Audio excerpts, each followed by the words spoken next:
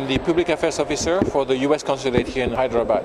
So thank you very much, first of all, for coming here today. So I hope you have time to look around at this exhibition. It's a very fascinating exhibition with so many new information that we did not have before on the friendship that existed between India and the United States for about at least 2 centuries before India's independence.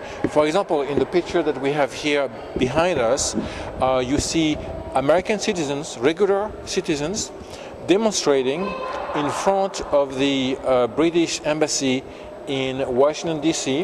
in 1943, and they are demonstrating to push for India's independence, and they are comparing that time to 1776 when America got its independence from the same masters, from the British.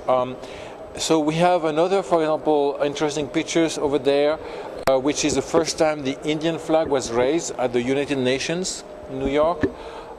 We have on the business side, for example, the pictures and the story of Mr. Tudor, who was one of the first businessmen working with India. And what he was doing, he was importing ice that he would cut from fresh ponds and rivers during the winter in Massachusetts. And he would put it on board ships and ship that to India and sell the ice in India, for example in Mumbai, where an ice house was erected on the beach to store the ice. And he made apparently a fortune doing that. So it's quite fascinating. So you have all kind of exhibition that shows the very strong ties that existed between India and the US, and we wanted to bring that to the attention of the public in Hyderabad. Today what we're doing is building on these historical ties. We want to talk about poetry, and particularly women poets. And we have a Fulbrighter, which is an American researcher, paid on a grant that is here in Hyderabad for 9 months. And she's researching 2 women poets that were courtesans in the 18th century at the Nizam court. And she wants to research their poetry and to make them more well known. So by using her work as a springboard to talk about the importance of poetry, the importance of women poets, and also the place of women in society.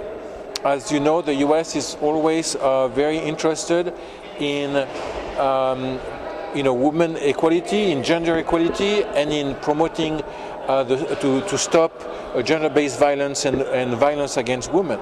So we're using this opportunity today to talk about those issues. Currently, the US consulate is working on 5 different projects to help stop gender-based violence. So I will finish maybe with one word from our ambassador, Ambassador Verma in Delhi, and he says, he often speaks about women and the place of women in society, and he says, when women move forward, they bring the rest of society to them.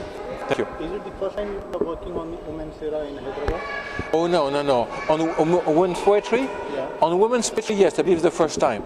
But on women's issue in general, of course, it's not the first time. No, in Hyderabad.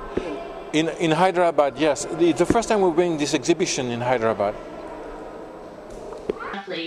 My lover will admit his love for me only if I too am ready to carry out his desires.